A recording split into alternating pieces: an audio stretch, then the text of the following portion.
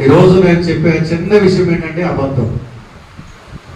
అబద్ధాన్ని గురించినటువంటి విషయాన్ని కొంతమంది వ్యక్తులు అబద్ధమాడుట ద్వారా ఎటువంటి పర్యావసానం ఎదుర్కొన్నారు, ఏ పరిస్థితుల్లోనికి వారు వెళ్ళిపోయారు అనేవి బైబిల్ గ్రంథంలో నుండి సూటిగా మనందరికీ అర్థమయ్యే విధంగా నేను చెప్పడానికి ఇష్టపడుతున్నాను. చాలా తక్కువ సమయం ఉండొచ్చు, కానీ చాలా ప్రాముఖ్యమైనటువంటి వర్తమానం అని నేను చెప్పగలుగుతాను. ఎందుకంటే ఈ రోజుకి క్రైస్తవేతరుల గురించి నేను చెప్పట్లేదు. అంటే రక్షణ లేనటువంటి, రక్షణ పొందినటువంటి, బాప్తిసం తీసుకోలేనటువంటి వారి గురించి నేను చెప్పట్లేదు. కానీ బాప్తిసం తీసుకున్న, రక్షణ పొందిన క్రైస్తవులలో కూడా ఈనాటికి 90% మంది ఈ అబద్ధాల ఒడిలో పడిపోతారు, ఈ అబద్ధాల ఉరిలో చిక్కుకుంటున్నారు. ఈ అబద్ధాలని చాలా చిన్నదిగా లెక్కేస్తూ అనర్గళంగా చాలా సులువుగా అబద్ధాలు మాట్లాడేసేటువంటి పరిస్థితుల్లో నేడు క్రైస్తవ్యము ఉంది. ఖచ్చితంగా చెప్తాను, దానిలో నువ్వు నేను కూడా ఉన్నాం. ఈరోజు దేవుడు ఆ మాటలు మనతో మాట్లాడుతూ ఉన్నప్పుడు, ఆ విషయాన్ని దేవుడు మనకి ఎత్తి చూపిస్తూ ఉన్నప్పుడు, ఒక విషయాన్ని పరిశుద్ధాత్ముడు మనకి బోధిస్తూ ఉన్నప్పుడు, దేవుని మాటలు జాగ్రత్తగా ఆలకిస్తున్నామా లేదా అనేది కూడా దేవుడు చూస్తాడు. ఆ విషయాన్ని మనము గ్రహించాలి. అందుకే జ్ఞాని అయిన సొలొమోను ప్రసంగి గ్రంథము 5వ అధ్యాయం 1వ వచనంలో, నీవు మందిరమునకు పోవునప్పుడు నీ ప్రవర్తన జాగ్రత్తగా చూసుకొనవలెను. ఎలా కూర్చుంటున్నావు, ఎలా వింటున్నావు, ఎప్పటి నుండి ఎప్పటి వరకు ఉంటున్నావు అనేది కూడా చాలా ప్రాముఖ్యమైన. కనుక వాక్యములోనికి వెళ్తున్నప్పుడు శ్రద్ధగా దేవుని మాటలు విందాం. సామెతల గ్రంథం 12వ అధ్యాయము 22వ వచనం. సామెతల గ్రంథం 12వ అధ్యాయము 22వ వచనం. అబద్ధములాడు పెదవులు యెహోవాకు హేయములు. ఎవరైతే, ఏ నోరైతే అబద్ధాలు మాట్లాడుతుందో, ఏ నోటి నుండి అయితే అబద్ధాలు బయటకు వస్తాయో, లేకపోతే ఈ విధంగా చెప్పనివ్వండి, ఎవరైతే అబద్ధమాడతారో వారంటే దేవునికి అసహ్యం,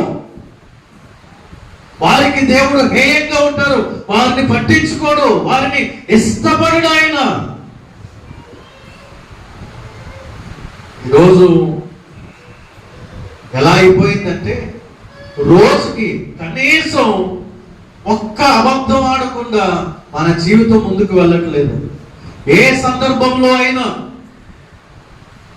డబ్బు విషయంలో కావచ్చు, తినే విషయంలో కావచ్చు, మన పని విషయంలో కావచ్చు, ఆర్థికపరమైన విషయాల్లో కావచ్చు, మనం ఉండే స్థలం విషయంలో కావచ్చు, ఏ కోణంలో అయినా కూడా రోజుకి ఒక అబద్ధమైన ఆడకుండా మన జీవితాన్ని మనం ముగించట్లేదు.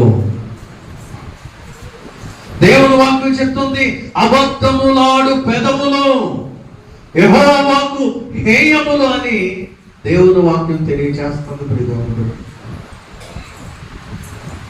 చాలా చిన్నదిగా, పాపాల్లో చిన్న పాపము అబద్ధం అన్నట్టుగా లెక్కేస్తూ ఉంటాం మనం. హెబ్రీయులకు రాసిన పత్రిక 12వ అధ్యాయంలో చెప్పబడిన సులువుగా చిక్కులు పెట్టు పాపం ఏంటంటే ఈ అబద్ధమే. సులువుగా మనల్ని పాపంలో పడేస్తుంది అబద్ధం. ఎంత సులువుగా పడేస్తుంది అంటే, దానిని మనం అంత గొప్ప పాపంగా, అది అంత శిక్షణ తీసుకొచ్చే పాపంగా మనం లెక్కేయం. ఒకవైపు మా పురుషుల్ని లెక్కేసుకుంటే జేబులో 500 ఉంటాయి, 200 ఉంటాయి, 100 రూపాయలు ఉంటాయి, 50 ఉంటుంది, డబ్బులు ఉంటాయి. అప్పుడే ఎదురుగుండా వచ్చిన స్నేహితుడు, లేకపోతే ఊర్లో వారు, సంఘపెట్టారు, ఒక 100 రూపాయలు ఉంటే ఇస్తే కొంచెం ఏదో పెట్రోల్ అయిపోయిందో డీజిల్ అయిపోయిందో అది రీఛార్జ్ చేసుకోవాలి. ఇప్పుడే ఇంతకు ముందే ఖర్చు చేశారు అంటే సాధారణంగా వాడేటువంటి మాట. ఇంతకు ముందే అయిపోయింది. ఈ మధ్య ఏం జరుగుతుందంటే గూగుల్లో కొంతమందికి తెలుస్తుంది, బాగా వాడేవారు, కొంతమందికి తెలియదు. గూగుల్లో లో balance phone pay screen shots అని కొడితే, లో balance phone pay screen shot అని కొడితే అందులో మనకి కొన్ని స్క్రీన్ షాట్లు వస్తాయి. 20 రూపాయలు, 30 రూపాయలు, 200 రూపాయలు, 15 రూపాయలు. అంటే ఆ స్క్రీన్ షాట్లు తీసుకొని ఏం చేస్తున్నారంటే కొంతమంది ఎవరైనా బ్యాలెన్స్ అడుగుతుంటే మీ ఫోన్ పేలో బ్యాలెన్స్ ఉందంటే ఆ స్క్రీన్ షాట్ కొట్టి వాళ్ళకి వాట్సాప్లో పెడుతున్నారు. అర్థమవుతుందా? తర్వాత వారు పే చేయవలసింది బాగానే పే చేస్తున్నారు, కానీ ఇవ్వవలసిన క్రమంలో ఏమంటున్నాడు, ఉండి కూడా లేవు మా దగ్గర బ్యాలెన్స్. ఏంటిది అంటే అబద్ధం. ఈ విధంగా మనం కూడా పురుషులు జేబుల్లోంచి డబ్బులు ఫోన్ పే అని చెప్పారు. మరి మీరు ఇప్పుడు ఆదివారం చక్కగా వంటలు వండుకుంటాం. కొంతమందికి ఆదివారం అన్నప్పటికీ మటన్ వండుకోవాలి, ప్రత్యేకంగా తినాలనిపిస్తుంది. అలా దారిలో వస్తున్నప్పుడు బైబిల్ పట్టుకుని ఎవరు వస్తున్నారు, ఈరోజు ఏం కూర అంటే పప్పు సారు అని చెప్పారు. వండుకున్నదేమో చికెనో మటనో ఇంకేదో, వండుకున్నది మాంసం కూర. చెప్పేదేంటి అంటే పప్పు సారు పెట్టుకున్నాం, లేకపోతే వంకాయ పెట్టుకున్నాం, లేకపోతే బెండకాయ. ఎందుకు అంటే వాళ్ళు వచ్చి మీ ఇంటి దగ్గరకు వచ్చి నాకు అన్నం పెట్టు, నాకు కూర అనరు.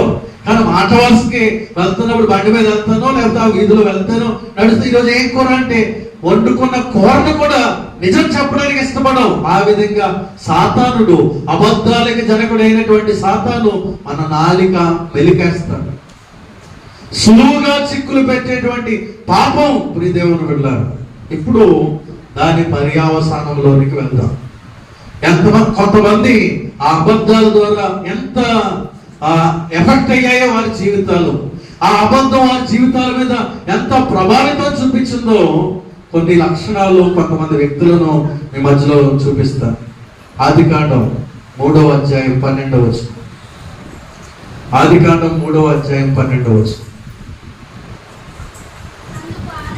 అందుకు ఆదాము, నాతో ఉండుటకు నీవు నాకు ఇచ్చిన ఈ స్త్రీయే ఆ వృక్ష ఫలములు కొన్ని నాకు ఇయ్యగా నేను తింటున్నాను. హల్లెలూయా, హల్లెలూయా. ఇక్కడ ఆదాము హవ్వలు దేవుడు తినొద్దన్నటువంటి పండు తిన్నారు. దేవుడు తినొద్దన్న పండు అవ్వ తీసుకొచ్చింది. తీసుకొచ్చినప్పుడు ఏం చేయాలి? ఆదాము దేవుడు తినొద్దన్నాడు కదా, తినకూడదు ఇది అని ఆగిపోవాలి. కానీ తన భార్య మాట విని తినేశాడు. తినేసినప్పుడు బాగానే ఉంది, కానీ తినేసిన తర్వాత వారు దేవుని మహిమను కోల్పోయారు. వారికి ఉన్నటువంటి మహిమ వస్త్రాన్ని వారు కోల్పోయారు. దేవుడు వచ్చి పిలుస్తూ ఉన్నప్పుడు ఆదాము హవ్వ అని పిలుస్తూ ఉంటే భయపడిపోయి చెట్ల వెనకాల దాక్కున్నారు. మాకు భయమేస్తుంది నీ దగ్గరికి రావడానికి, మేము వస్త్రాలు లేని వారిగా ఉన్నామంటే ఏం జరిగిందంటే అవన్నీ చెప్పాడు ఆదాము. చెప్పి ఆదాము ఏమని చెప్తున్నాడంటే, ఎదుగో నువ్వు ఇచ్చావు కదా, నాకు నా ఎముకలోంచి తీసావు కదా, నా ఎముకల్లో ఎముక, మాంసంలో మాంసం తీసావు, ఇదిగో ఈమె వల్లే నేను ఈ పండు తిన్నాను అంటున్నా. ఈమె వల్ల నేను పండు తింటున్నాను. అబద్ధం ఆడుతున్నాడు. ఆమె తెచ్చినట్టే తినేశాడు. అప్పుడేమీ అనలేదు, వద్దు అనలేదు, కాదు అనలేదు, కానీ తినేశాడు. కానీ దేవుడు అంటున్నాడు, ఇదిగో ఈమె వల్లే నేను తిన్నాను అనగానే పర్యవసానం ఏమైందంటే 17వ వచనం. ఆయన ఆదాముతో, నీవు నీ భార్య మాట విని తినవద్దని నేను నీకు ఆజ్ఞాపించిన వృక్ష ఫలములు తింటివి గనుక నీ నిమిత్తము నేల శపించబడి ఉన్నది, ప్రయాసముతోనే నీవు బ్రతుకు దినములన్నీ దాని పంట తిందు. దేవునికి స్తోత్రం, హల్లెలూయా. నేను అనుకుంటాను ఈ వచనాన్ని బట్టి జాగ్రత్తగా వినండి. అప్పటి వరకు విత్తనం పెట్టి వదిలేసేవారేమో, అప్పటి వరకు కూడా నాటలు వేసి వదిలేసేవారేమో, దానికి అదే ఏ వేయకపోయినా కూడా చక్కగా పెరిగేదేమో. కానీ ఎప్పుడైతే ఆదాము అబద్ధం ఆడాడో ఈ నేల శపించబడ్డది. శపించబడి ఏం చేయాలంట? నీవు చెమట కారిస్తేనే గాని, ఆ యొక్క పంట కొరకు ఒళ్ళు వంచితేనే గాని నీకు పంట చేతికి రాదు. నేల శపించబడింది. ప్రియదేవుని బిడ్డ, ఆదాము అబద్ధమాడుట ద్వారా. అమ్మ జాగ్రత్తగా వినండి. ఈరోజు పలుగు పార పట్టుకొని, ట్రాక్టర్లు పట్టుకొని దున్నవలసినటువంటి పరిస్థితి, చెమటోడ్చవలసినటువంటి పరిస్థితి ఎందుకు వచ్చింది అంటే ఆదాము అబద్ధమాడుట ద్వారా నేల శపించబడింది. అంతవరకు భూమి మీద ఫలవృక్షాలు, ధాన్యాలు అవన్నీ కూడా చక్కగా పండేవి. దానికంత ప్రయాసపడవలసిన పని ఉండేది కాదు. కానీ ఎప్పుడైతే అబద్ధమాడాడో, పాపం చేశాడో, దేవుని ఆజ్ఞను ధిక్కరించాడో, ఇక నుండి నీవు ప్రయాసతోనే చెమటోడ్చి ఈ భూమిని సేద్యపరుచుకోవాలి. నీ అబద్ధం వలన ఈ భూమి శపించబడింది. ఆదాము యొక్క అబద్ధం భూమి శపించబడడానికి కారణమైంది. దేవుడు ఆ రోజు నుండి ఆదాము హవ్వలను ఏదైనా తోటలో నుండి బయటికి గెట్టేశాడు దేవుడు. వారు మరలా లోపలికి రాకుండా అగ్ని జ్వాలలను, కెరూబులను కావలిగా ఉంచాడు. ఆ తర్వాత ఆదాము హవ్వలు వ్యవసాయం చేసుకుంటూ, చెమటోడుస్తూ, కష్టపడి పని చేసుకుంటూ భూమిని పండించుకుంటూ ఉన్నారు. అలాగా ఆదాముకి పిల్లలు పుట్టారు. పుట్టిన తర్వాత 4వ అధ్యాయము 9వ వచనంలోనికి వద్దాం. 4వ అధ్యాయం 9వ వచనం. నీ తమ్ముడైన హెబేలు ఎక్కడున్నాడో అని కయీను అడుగగా అతడు అంటున్నాడు, నేను ఎరుగను, నా తమ్ముడికి నేనేమైనా కావలివాడినా అని దేవునితో చెప్తున్నాడు. దేవుని వినండి, ఆదాము అబద్ధమాడుట ద్వారా నేల శపించబడింది.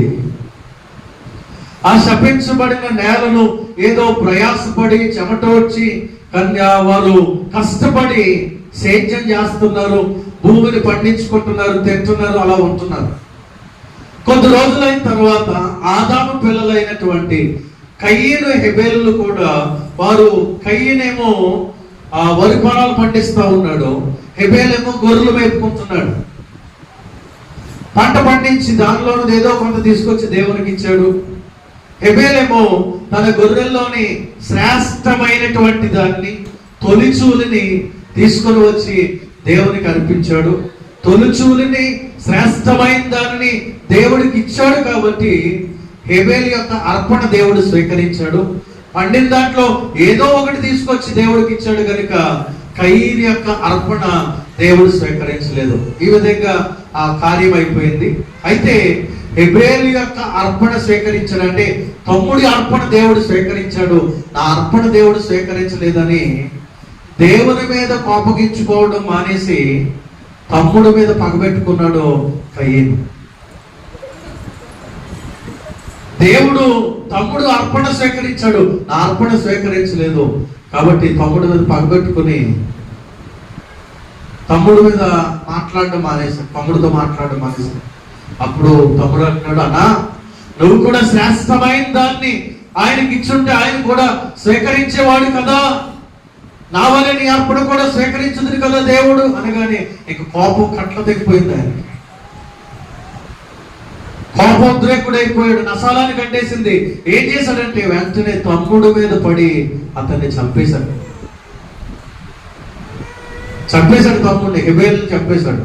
చంపేసిన తర్వాత దేవుడు కయీనుతో మాట్లాడుతూ ఉన్నాడు, కయీను నీ తమ్ముడైన హెబేలు ఎక్కడా అని. కయీనేమనాలి? నేనే కోపం వచ్చి చంపేశాను అంటే పాపం ఒప్పుకుంటే కొంచెం శిక్ష తగ్గేదేమో. నువ్వు అర్పణ స్వీకరించలేదు కదా ప్రభువా, మా తమ్ముడు అర్పణ స్వీకరించావు కాబట్టి నాకు కోపం వచ్చింది, నా తమ్ముడు చంపేశానంటే ఒకవేళ ఒప్పుకోనందుకు శిక్షలో కొంచెం శిక్ష తగ్గేదేమో. కానీ కయ్యను ఏమంటున్నాడంటే, నా తమ్ముడికి నేను ఏమన్నా కాపు కాస్తున్నానా, నా తమ్ముడికి నేను ఏమన్నా పనున్నా, వాడు ఎక్కడికి వెళ్ళాడో లేదో నేను కాపలా కాస్తున్నానా కాపరనా అని మాట్లాడినప్పుడు దేవుడు అంటున్నాడు, నీ తమ్ముడి యొక్క రక్తము నాకు మొర్ర పెట్టుచున్నది. దేవునికి స్తోత్రం, హల్లెలూయా. భూమిలో నుండి హేబెలు యొక్క రక్తము దేవునికి మొర్ర పెడుతూ ఉంది. అబద్ధమాడాడు కయ్యను. అప్పుడు ఏం జరిగింది అంటే 12వ వచనం, నీవు నేలను సేద్యపరిచినప్పుడు అది ఇక మీదట నీకు సారమునియదు. నీవు భూమి మీద దిగులు పడుచు దేశ దిమ్మరివై ఉందువు. దేవునికి స్తోత్రం. వినండి, ఆదాము అబద్ధమాడినప్పుడు, అరే బాబు ఇంక నువ్వు సుఖంగా ఉండడానికి లేదు, నువ్వు కష్టపడి చెమటోర్చి పండించుకు తినాలి. ఆ శిక్ష ఆదాముకి.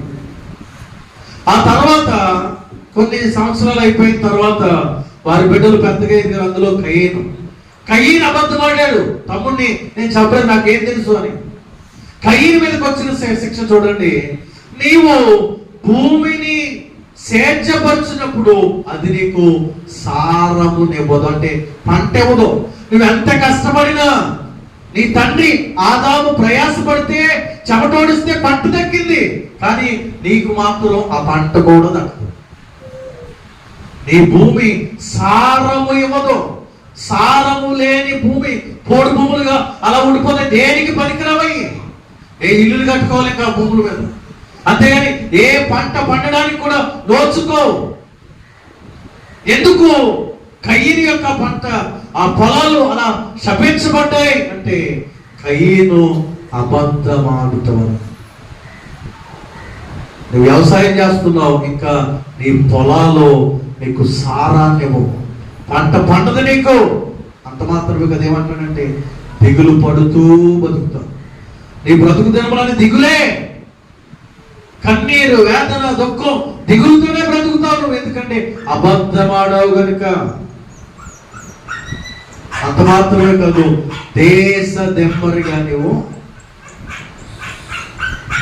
ఖాళీగా తిరుగుతావు, పంట పండదు. ఇంట్లోను ఒంట్లోను ఎక్కడ మనసులో శాంతి ఉండదు, దిగులే. ఇంకా అలా తిరుగుతానే లోకం మీద పడి తిరుగుతూ ఉంటాడు దేశ దెమ్మరిగా.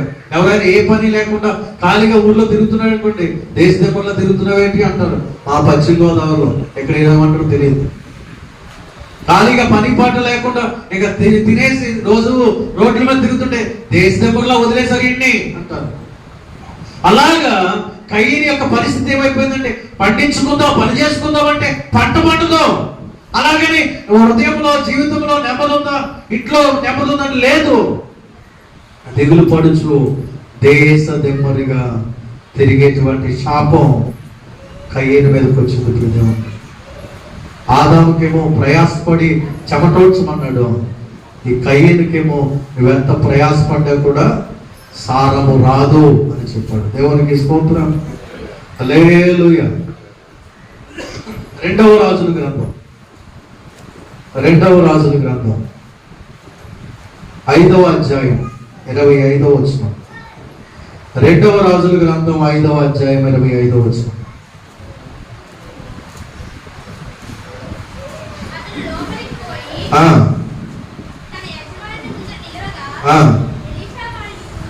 ఎలీషా వారిని చూచి, గెహజీ నీవెచ్చట నుండి వచ్చితివని అడిగినందుకు వాడు, నీ దాసుడనైన నేను ఎచ్చటికి పోలేదనెను.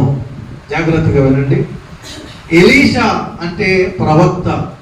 ఎలీషా అనేటువంటి దైవజనుడు అతని దగ్గర పరిచర్య నేర్చుకుని, వాక్యాన్ని నేర్చుకుని, సేవకుడు దాసుడైనటువంటి గెహాజీని అడుగుతున్న మాటలు ఈ వచనంలో మనం చూస్తున్నాం. అనుకుందాం ఈ రూమ్లో నుండి పాస్టర్ గారు ఇలా వచ్చారు బయటకు. ఇక్కడ నిలబడ్డటువంటి గెహాజీతో మాట్లాడుతున్నారు. ఇలా ఈ రూమ్లో నుండి ఇలా వచ్చారు. అట్నుంచి ఒక దారి ఉంది. అయితే గెహాజీ అక్కడ నిలబడ్డాడు. ఇక్కడి నుంచి ఎలీషా వచ్చి అడుగుతున్నాడు, నువ్వు ఎక్కడికి వెళ్ళావు ఇప్పటి వరకు అంటే ఆయన అంటున్నాడు అక్కడ నిలబడి, నీ దాసుడనైన నేను ఎచ్చటికి పోలేదు. నేను ఎక్కడికి వెళ్ళలేదయ్యా, ఇక్కడే ఉన్నాను. నువ్వు లోపలికి వెళ్ళావు కానీ నువ్వు లోపలికి వెళ్ళి వచ్చేంత వరకు కూడా నేను ఇక్కడే ఉన్నాను అంటున్నాడు. అబద్ధం ఆడుతున్నాడు. అక్కడ ఏం జరిగిందంటే, ఈ నయమాను అనేటువంటి సిరియా దేశపు సైనిక అధికారి కుష్ఠరోగంతో బాధపడుతూ ఉన్నప్పుడు, అయ్యా ఇశ్రాయేలీల్లో ఒక పాస్టర్ గారు ఉన్నారు, ఒక దైవజనుడు ఉన్నాడు, ఆయన దగ్గరికి వెళ్తే ప్రార్థన చేసినప్పుడు ఆయన చెప్పినట్టు నువ్వు చేస్తే నీకున్న కుష్ఠరోగం పోతుంది అని ఒక చిన్నది చెప్పినప్పుడు తన భార్య మాటలు కూడా విని ఈ నయమాను ఎలీషా దగ్గరికి వస్తాడు. వస్తున్నప్పుడు సైనిక అధికారి కాబట్టి నాకున్న రోగం పోతే ఆ పాస్టర్ గారికి కానుక ఇవ్వాలి, బహుమానాలు ఇవ్వాలని ఆ రోజుల్లో ఏఫోదు వస్త్రం అంటే ఖరీదైనటువంటి వస్త్రం, ఏఫోదు వస్త్రాలు, అదేవిధంగా వెండి బంగారాలు తీసుకొని రథంలో పెట్టుకొని ఆ నయమాను తన మంత్రి గారితో కలిసి వస్తున్నాడు. వచ్చి ఎలీషా దగ్గర నిలబడినప్పుడు ఎలీషా గారు ఉన్నారు, గెహాజీ ఉన్నాడు, అలాగే నయమాను అలాగే తన సైనిక అధికారులు వచ్చారు. వచ్చినప్పుడు అయ్యా నీ గురించి ఇలా పలానా ఒక చిన్నది మా దగ్గర దాసీగా ఉండి ఆమె చెప్పింది, నువ్వు నీ దగ్గరికి వెళ్తే నాకున్న కుష్ఠరోగం పోతుందని అని చెప్పాడు. అప్పుడు ఈ ఎలీషా ఏమన్నాడంటే, అయితే నువ్వు వెళ్ళి యోర్దాను నదిలో 7 మార్లు మునిగి తేలినప్పుడు నీకున్నటువంటి కుష్ఠరోగం పోతుంది అని ఎలీషా చెప్పాడు. ఈ నయమాన్ ఏమనుకున్నాడంటే, ఆయన దగ్గరికి నేను వెళ్తే నా తల మీద చేసి ప్రార్థన చేస్తాడనో, లేకపోతే నూనె రాసి నా తల మీద నూనె కుమ్మరిస్తాడనో, లేకపోతే ఒక కచ్చిపు నెత్తి మీద వేస్తాడనో, ఓం వి బుష్ అన్నట్టుగా నాకున్న రోగాన్ని తీసివేస్తాడేమో అనుకుని నయమాన్ అనుకున్నాడు. కానీ ఈ ఎలీషా ఏమంటున్నాడంటే, యోర్దాను నదిలోకి వెళ్ళి 7 మార్లు మునుగు అని చెప్పాడు. అప్పుడు ఈయన ప్రార్థన చేయలేదు, నెత్తిమే చేయలేదు, ఒక కచ్చిపిల్ల పొను నూనె కూడా నా మీద చల్లలేదు, వెళ్ళి యోర్దానులో మునగమంటున్నాడు ఏంటి? నేను కొంచెం కోపం వచ్చి, మా ఊళ్ళోనేమో నదులు, మా ఊళ్ళో కూడా వరహా నది ఉంది, మాకు కూడా ఇక్కడ బీచ్ ఉంది అన్నట్టుగా 2-3 నదుల పేర్లు చెప్పాడు. చెప్పి వెనక్కి తిరిగి వచ్చి, మాకు లేదండి పెద్ద పెద్ద నదులు, మీకంటే పెద్ద నది ఉంది మా దగ్గర అని వెనక్కి తిరిగి వెళ్ళిపోతున్నాడు. వెళ్ళిపోతున్నప్పుడు ఆ నయమానుతో పాటు వచ్చినటువంటి సైనిక అధికారి అంటున్నాడు, అయ్యా ఒకవేళ ఆ పాస్టర్ గారు తలకాయ కిందకెట్టి కాలు పైకెత్తు అంటే గనక ఎత్తకుండా ఉంటావా? నీ రోగం పోవాలంటే అది చేద్దు కదా, ఒకవేళ ఒంగు అంటే ఒంగుందువు కదా, కూర్చో అంటే కూర్చుందువు కదా. ఆయన అంత కష్టపడే పనేమి చెప్పలేదు కదా, స్నానం చేయమంటున్నాడు. 7 సార్లు మునిగితే పోయేదేముంది, నీ రోగమే కదా పోతుంది అని చెప్పినప్పుడు అతనికి జ్ఞానోదయం అయింది. అవును కదా, సరే కష్టపడే పనేం చెప్పలేదు అని చెప్పి ఆ పాస్టర్ గారు ఎలీషా చెప్పినట్టుగా వెళ్ళి యోర్దాను నదిలో మునుగుతున్నారు. ఒకసారి 2 సార్లు 3 సార్లు మునిగాడు. చూడు వెనకాల ఉందా, తగ్గిపోయిందా లేదా? ఇంకా తగ్గలేదండి. 3 అయింది, ఇంకా 4, ఆ 4 అయినా ఇంకోటి 5, 6 అయిపోయింది, చూడు అంటే ఇంకా ఏం తగ్గలేదు సార్. లాస్ట్ గా ఒకటే కదండి మునగండి. 7వ సారి మునగగానే పసిపొల్ల దేహము వలె ఆ యొక్క నయమాను దేహం స్వస్థపరచబడింది. దేవునికి స్తోత్రం, హల్లెలూయా. అతనికి కొన్న కుష్ఠవ్యాధి పోయింది, ఏ మూలన కూడా కనబడలేదు. ఆ సంతోషంతో ఆ నయమాను వెనక్కి తిరిగి దైవజనుడి దగ్గరికి ఆ ఏఫోదు వస్త్రాలు, వెండి బంగారాలు, ఆ బహుమానాలు తీసుకుని వచ్చి, అయ్యా నువ్వు చెప్పినట్టే నేను చేశాను, నాకున్న రోగం పోయింది, దయతో నా యొక్క కృతజ్ఞత కానుకను స్వీకరించండి అని చెప్పగానే, వద్దు, ఇది నాకు అవసరం లేదు, నిన్ను బాగు చేయమని మాత్రమే దేవుడు చెప్పాడు అని చెప్పి అతనికి వద్దు అని అక్కడ చెప్పి, ఇక్కడి నుంచి పాస్టర్ గారు లోపలికి వెళ్ళారు. జాగ్రత్తగా విన్నారు. ఇక్కడి నుంచి పాస్టర్ గారు లోపలికి వెళ్ళారు. పాస్టర్ గారి దగ్గర పనిచేసే గహాజీ అక్కడే ఉన్నాడు. వాళ్ళు అలా వెళ్ళిపోతున్నారు. అక్కడ ఆయన అనుకున్నాడు, మా పాస్టర్ గారికి ఏం తెలియదు, ఎక్కడ దొరికితే అక్కడ నొక్కేయాలి, ఎవరైతే బాగేస్తున్నారో దాని దగ్గర గుంజేయాలి, లేకపోతే ఎక్కడ వస్తాయి మనకి, చూడు మంచి మంచి ఏ పోతు వస్త్రాలు తెచ్చారు, వెండి బంగారాలు తెచ్చారు, అవేం తీసుకోవడం మనకి ఏం తెలియదు మా పాస్టర్ గారికి. ఆయన అలా వెళ్ళగానే వాళ్ళు అలా వెళ్తుంటే అక్కడ ఉన్నవాడు పరిగెత్తుకుంటూ వెళ్ళిపోయాడు అక్కడికి. వాళ్ళ రథం ఎక్కేసి వెళ్ళిపోతున్నారు. వెనకాల పరుగు పరుగు పరుగు పరుగు ఆయాసం వచ్చిన పరిగెడతా ఉంటే ఆ రథం నడుపుతూ ఉన్నటువంటి వాడు ఒకసారి వెనక్కి తిరిగి చూశాడు. చూసినప్పుడు ఎవరో పరిగెత్తుకుంటున్నట్టు కనపడితే, అయ్యే ఎవరో పరిగెత్తుకొస్తున్నారు అని చెప్పాడు నయమాన్తో. ఆపు ఆపు, రథం ఆపు, ఆ పాస్టర్ గారి దగ్గర ఉన్నాడు చూడు, ఆయన వస్తున్నాడు అని చెప్పాడు. ఆగినప్పుడు అంటున్నాడు, అయ్యా మీరు ఇలా గేట్లోంచి ఇలాగ వెళ్ళారు, అప్పుడు మా పాస్టర్ గారి దగ్గరికి ఇద్దరు వచ్చారు, వాళ్ళు చాలా అవసరతల్లో ఉన్నారు, చాలా ఇబ్బందుల్లో ఉన్నారు, వాళ్ళు చాలా కష్టాల్లో ఉన్నారు. కాబట్టి ఆ పాస్టర్ గారు అన్నారు, మీరు ఇస్తామన్నారు కదా కానుకలు, ఆ ఏదో ఇస్తే వాళ్ళకి ఇవ్వమని చెప్పాడు మా పాస్టర్ గారు అని చెప్పాడు. పాస్టర్ గారు ఏం చెప్పాడు, లోపలికి వెళ్ళిపోయాడు. కానీ ఆయన అబద్ధం ఆడుతూ ఉన్నాడు అక్కడికి వెళ్ళి. అనగానే చాలా సంతోషం, మాకేముంది పాస్టర్ గారికి ఇవ్వడానికి తెచ్చామని చెప్పి సంచుల్లో కూరి ఆ బస్తాలు కోరితే ఆయన అన్నాడు, మీ పనులతోటి కొంచెం నా దగ్గర పంపించేయండి అని చెప్పాడు. ఈయన మోసుకురావట్లేదు, పనులతో ఆ సైనికులతో పంపించమన్నాడు. సైనికులు పట్టుకుని వస్తుంటే ఆ గేట్ వరకు వచ్చి ఆ పక్కన చూడు, అది నా ఇల్లు, ఆ ఇంట్లో పెట్టేసి వెళ్ళిపోండి అని చెప్పాడు. ఏం చెప్పాడు, ఆ వెండి బంగారు ఏఫోదు వస్త్రాలు అలా వెళ్ళి మా ఇంట్లో ఇచ్చేసి వెళ్ళిపోండి అని చెప్పాడు. వాళ్ళు ఇచ్చే సైనికులకు తెలియదు కదా, వాళ్ళు ఇచ్చి వెళ్ళిపోయారు. పరిగెత్తుకుని వచ్చి ఇక్కడ నిలబడ్డాడు. అప్పుడు గదిలోంచి వచ్చినటువంటి ఎలీషా ఈ గెహాజీతో మాట్లాడుతున్నమాట, ఇప్పటి వరకు నువ్వు ఎక్కడికి వెళ్ళి వచ్చావు అంటే, అక్కడ ఆయన అంటున్నాడు కదా, నేను ఎచ్చటికి పోలేదనను అన్నమాట. ఎక్కడికి నేను అనలేదు, ఇక్కడే ఉన్నాను, నువ్వు వాళ్ళు పంపేసావు, లోపలికి వెళ్ళావు, నువ్వు లోపలికి వెళ్ళి వచ్చే వరకు ఇక్కడే ఉన్నాను. అబద్ధం ఆడాడు. ఆ తర్వాత వచ్చిన చదువుదాం. అంతటి ఎలీషా వానితో, ఆ మనుష్యుడు తన రథము దిగి నిన్ను ఎదుర్కొనుటకు తిరిగి వచ్చినప్పుడు నా మనస్సు నీతో కూడా రాలేదా? ద్రవ్యమును వస్త్రములను, ఒలీవ చెట్ల తోటలను, ద్రాక్ష తోటలను, గొర్రెలను, ఎడ్లను, దాసదాసీలను సంపాదించుకొనుటకు ఇది సమయమా? డబ్బు సంపాదించుకోవడానికి ఇది సమయమా? ఎందుకు అత్యాసపడి దురాశతో వారి వెనకాల పరిగెత్తావు? పర్యవసానం 27వ వచనం.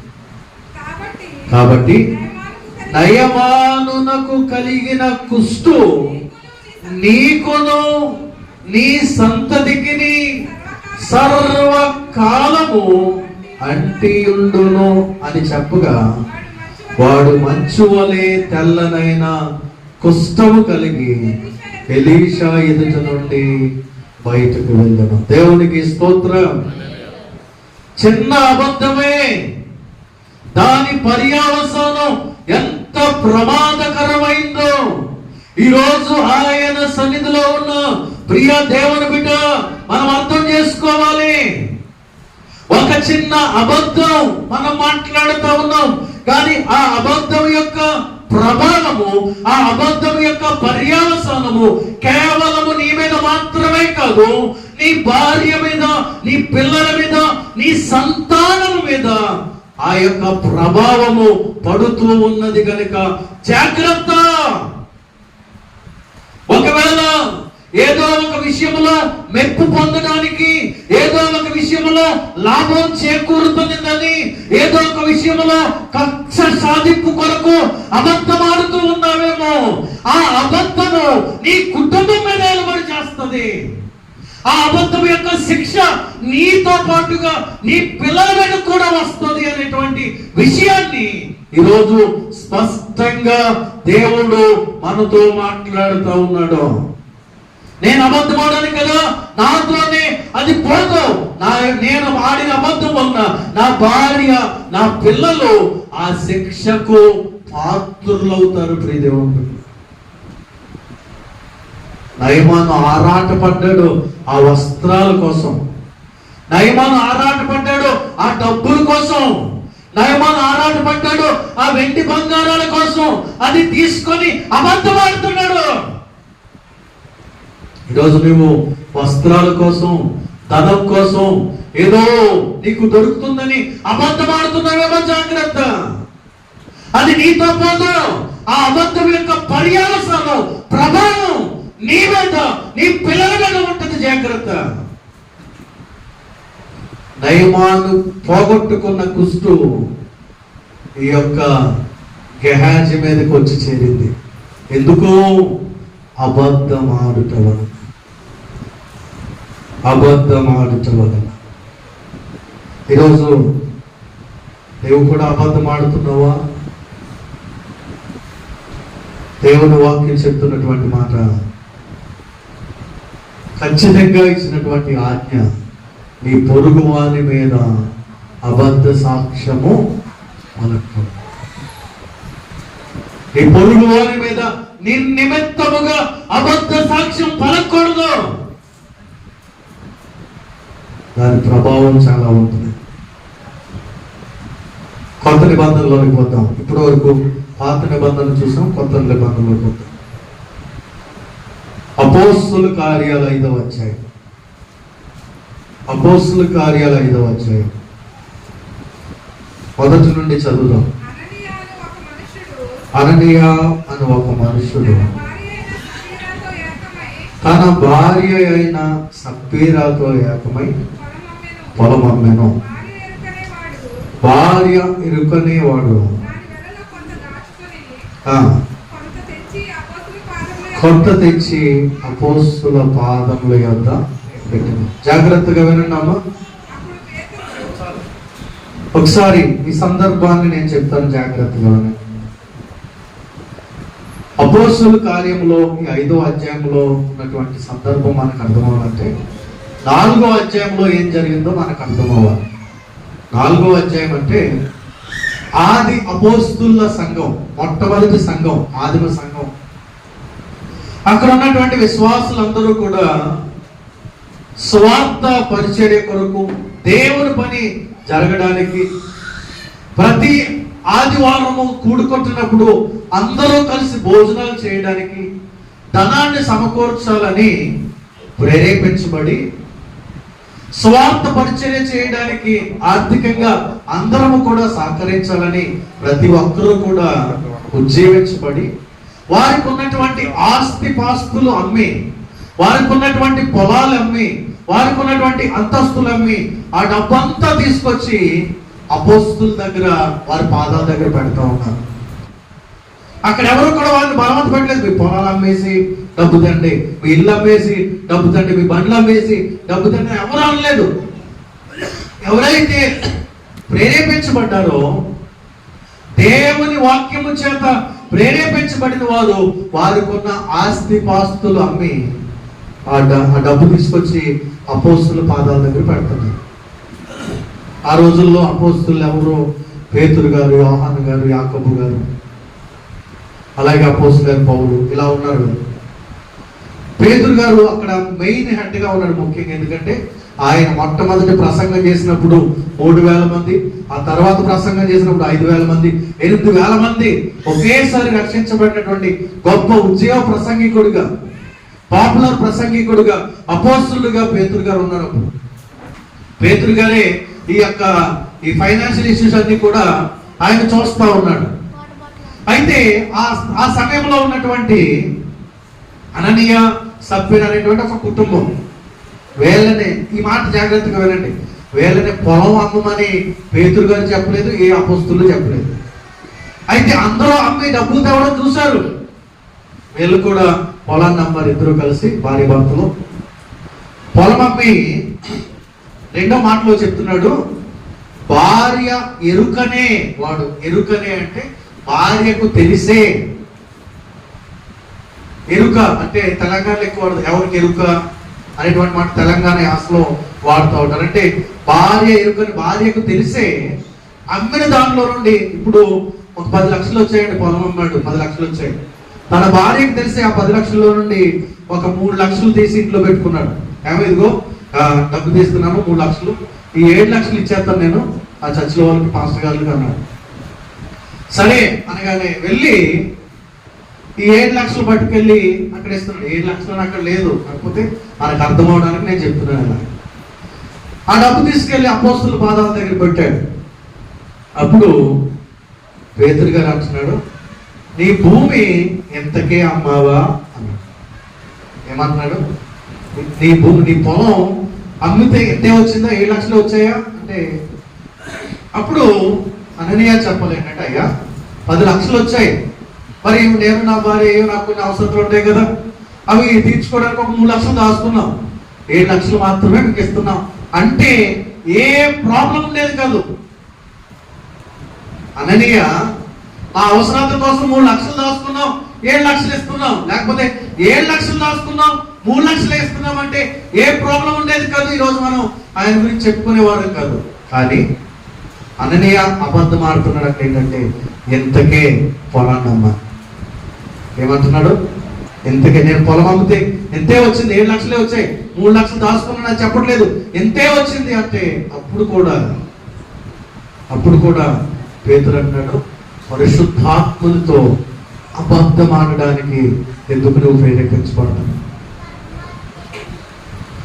ఎందుకు నువ్వు అబద్ధం ఆడడానికి నీ మనస్సులో నిర్ణయించుకున్నావు అని చెప్పగానే వెంటనే ఆ యొక్క అన్నయ్య అక్కడే పడి ప్రాణాలు అబద్ధం ఆడుతూ వలన ఇమ్మీడియట్ గా అక్కడ చనిపోయాడు. ఏంటి డబ్బులు తగిలి ఇంకా రాలేదు, పొద్దున్న అనగా వెళ్ళాడు, మధ్యాహ్నం భోజనం టైం అయిపోయింది, 2 అయిపోతుంది, ఇంకా రాలేదు ఏంటి అని సప్పేరా తన భార్య పేతురు గారి దగ్గరికి వెళ్ళింది. అప్పటికే ఆయన తీసుకెళ్లి సమాధి చేసి వచ్చారు కొంతమంది. ఎవరిని? అననీయ తీసుకుని వెళ్ళి సమాధి చేసి, అప్పుడే సమాధి చేసిన వారు వచ్చారు, అక్కడ నిలబడ్డారు.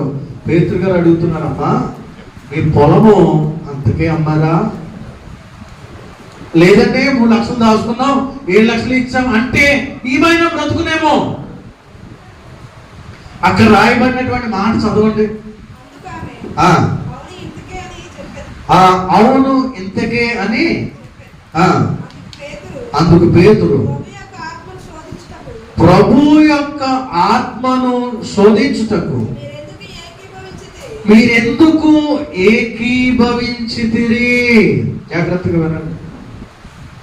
ఈ ఫ్యామిలీ ఎంత గొప్ప ఫ్యామిలీ అంటే అబద్ధం ఆడడానికి ఏకీభవించిన ఫ్యామిలీ. భర్త అబద్ధం ఆడితే భార్య అయినా నిజం చెప్పాలి, సత్యం పలకాలి, ఇది కరెక్ట్ కాదని చెప్పాలి. కానీ భర్తతో పాటుగా భార్యలు కూడా అబద్ధం ఆడితే ఆ కుటుంబం నాశనమే.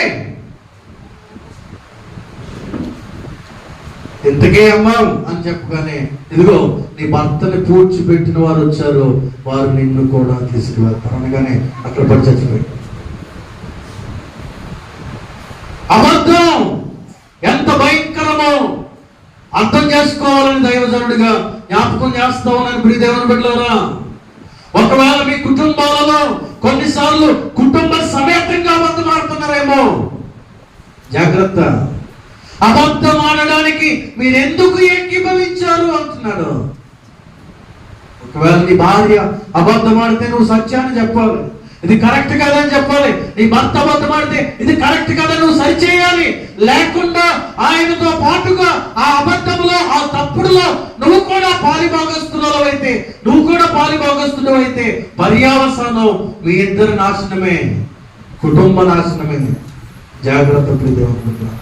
అక్కడికక్కడే వారు తమ ప్రాణాలు విడిచారు. ఆదాము చక్కగా పండేటువంటి స్థలములో నుండి త్రోసివేయబడి చెమటోడ్చి ప్రయాసపడి పండించుకునే శాపాన్ని పొందుకున్నాడు. కయీను ఆ ప్రయాసపడితే పండే పంటను కూడా కోల్పోయాడు, సారం పొందకుండా శపించబడ్డాడు. దిగులు పడుతూ బతికేటువంటి శాపాన్ని పొందాడు. గెహాజీ కుష్టు వ్యాధిని తన మాత్రమే కాకుండా తన కుటుంబానికి కూడా తీసుకొచ్చినటువంటి శాపాన్ని పొందుకున్నాడు. అననీయ సభ్యుల తమ ప్రాణాలను వెనువెంటనే కోల్పోయిన భయంకరమైన స్థితిలోనికి వారు వెళ్ళిపోయారు. ఈరోజు మనం సునాయాసంగా అవలేలగా ప్రతి విషయంలో నవ్వుతూ అబద్ధాలు మాట్లాడేస్తున్నాం. మరి ముఖ్యంగా ఇది వచ్చిన తర్వాత చాలా మంది అబద్ధాలు ఏం మాట్లాడుతున్నారంటే, మనం చిట్టి తీసుకున్న వాడు ఫోన్ చేస్తాడు, ఇక్కడే ఈ ఊర్లోనే ఉంటాం, ఎక్కడున్నామని చెప్తాం, అనకాపల్లిలో ఉన్నాం, తుల్లో ఉన్నాం, కాకినాడలో ఉన్నాం, వైజాగ్లో ఉన్నాం. ఏంటిది? దగ్గరే పక్కనే ఉండి కూడా లేరు, వేరే చోట ఉన్నారని చెప్పేటువంటి దౌర్భాగ్యకరమైనటువంటి పరిస్థితుల్లో మనకు వెళ్ళిపోయాం. కానీ అది అబద్ధం. దాని పర్యవసానం ఒకరోజు మనం అనుభవించాలి. ఆ అబద్ధాన్ని కవర్ చేయడానికి, ఆ అబద్ధాన్ని కప్పుపుచ్చడానికి కొన్ని వందల అబద్ధాలు ఆడవలసినటువంటి అవసరం ఉంటుంది. అదే నిజం చెప్పమనుకోండి, డబ్బులు అడిగారు ఎవరైనా దగ్గరికి వచ్చి, నా దగ్గర డబ్బులు ఉన్నాయి కానీ నేను ఇవ్వను, ఎందుకంటే నువ్వు ఇస్తావు లేదు నాకు తెలియదు, ముందు ఒకసారి ఇచ్చాను, చాలాసార్లు దెబ్బలు పెట్టేశాను, నన్ను చాలా ఇబ్బందులు పడ్డాను, కాబట్టి నా దగ్గర డబ్బులు ఉన్నాయి, పాస్టర్ గారు అబద్ధం ఆడుతున్నారు కాబట్టి డబ్బులు ఉన్నాయి కాబట్టి నేను ఇవ్వను, ఎందుకంటే నేను అది నమ్మకం లేదు. అప్పుడు తిట్టుకుంటాడు, అంతే, 2 సార్లు తిట్టుకుంటాడు, తర్వాత మానేస్తాడు. కానీ నువ్వు అబద్ధం ఆడకుండా ఉంటే అది నీకు మేలు. దేవునికి స్తోత్రం. హల్లెలూయా. ఉండి కూడా లేదని చెప్తే అబద్ధం, అది నీ మీద అక్కడ పుస్తకంలో రాయబడతా ఉన్నది. ముగింపులో ఒకే వచనాన్ని చూపించి నా మాటలు ముగిస్తాను. ప్రకటన 21:8. ప్రకటన గ్రంథం 21వ అధ్యాయం 8వ వచనం. పిరికివారును అవిశ్వాసులను అసహ్యులను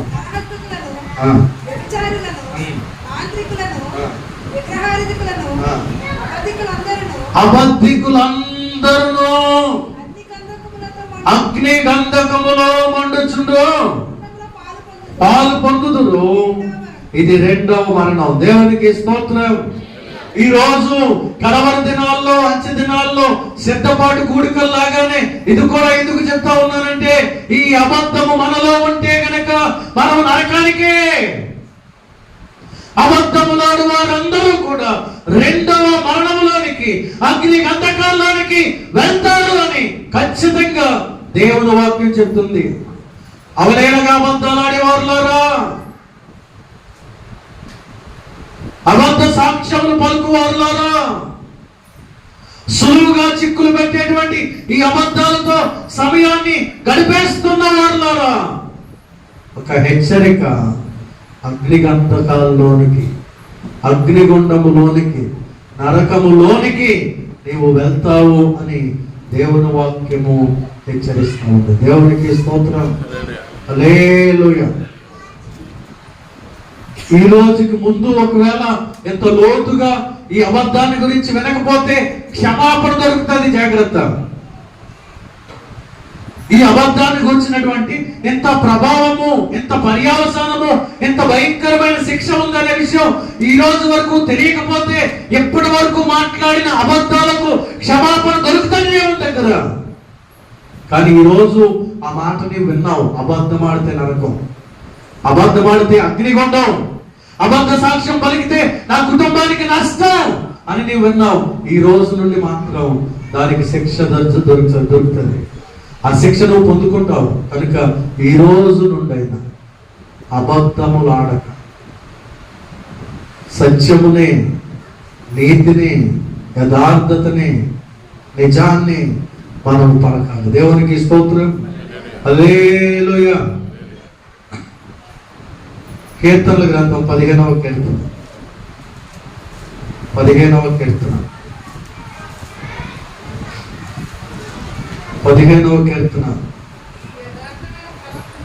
2-3 వచనాలు.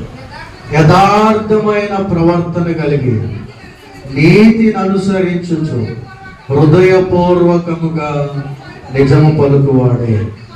ఎవరు ఆయన గుడారములో ఉంటారు, ఎవరు ఆయన పరిశుద్ధ పర్వతం మీద ఉంటారు అంటే యథార్థమైన ప్రవర్తన కలిగి నీతిని అనుసరించుచు హృదయపూర్వకముగా నిజం పలికేవాడే. ఆ గుడారములో అతిథి అంటే ఆ గుడారం ఏంటి? పరలోక రాజ్యం. ఆ పరిశుద్ధ పట్టణం ఏంటి? పరలోక రాజ్యం. ఆ నిత్య మార్గములో ఎవరుంటారు, ఎవరు వెళ్తారు అంటే హృదయపూర్వకముగా నిజం పలికేవారే. అట్టివాడు నాలుగుతో కొండమలాడును, తన చెలికానికి కీడు చేయడు, పొరుగు వారి మీద నింద మోపడు. ఇవన్నీ చేస్తూ ఉంటే కనుక మనము నరకములోనికి వెళ్తాం అని దేవుని వాక్యము చెప్తుంది. అబద్ధం చిన్నదే, దాని శిక్ష భయంకరమైనది. కనుక దేవుని యందు ప్రియ దేవుని బిడ్డలారా, మనము జాగ్రత్తగా మాట్లాడాలి. దావీదు అంటాడు, భక్తిహీనులు నా ఎదుటనున్నప్పుడు నా నోటికి చిక్కము ఉంచుకుంటున్నా. అంటే ఎలా పడితే అలా మాట్లాడను, ఏది పడితే అది మాట్లాడను అని దావీదు అంటుంటే యాకోబు అంటున్నాడు, వినడానికి వేగిరపడతాను, మాట్లాడడానికి నిదానిస్తాను, ఆలోచిస్తాను, ఆలోచించి మాట్లాడతాను అని యాకోబు అంటున్నాడు. జ్ఞాని అయిన సొలొమోను అంటున్నాడు, సమయోచితముగా పలకబడిన మాట విస్తారమైన వెండి పళ్ళెములో పెట్టిన బంగారు పండ్ల వంటిది అంటున్నాడు. అంటే సమయానుకూలంగా ఏది మాట్లాడాలో అదే మాట్లాడతాను తప్పితే అబద్ధం మాట్లాడను. దేవునికి స్తోత్రం. కనుక ఇక నుండి అబద్ధములాడితే దాని శిక్ష మన కుటుంబాల మీద, అబద్ధములాడితే మరణ శిక్ష, నిత్య నరకం అనేటువంటి విషయాన్ని గుర్తెరిగి అబద్ధములాడకుండా మనము నిజాన్ని పలికే వారముగా, యథార్థముగా ఉండేవారముగా పరిశుద్ధాత్మ దేవుడు మనందరికీ సహాయము చేయను గాక. వాక్యాన్ని బట్టి ప్రార్థన కిరణ్ దేవుడు గారు చేస్తారు. అందరం కూడా ప్రార్థనలో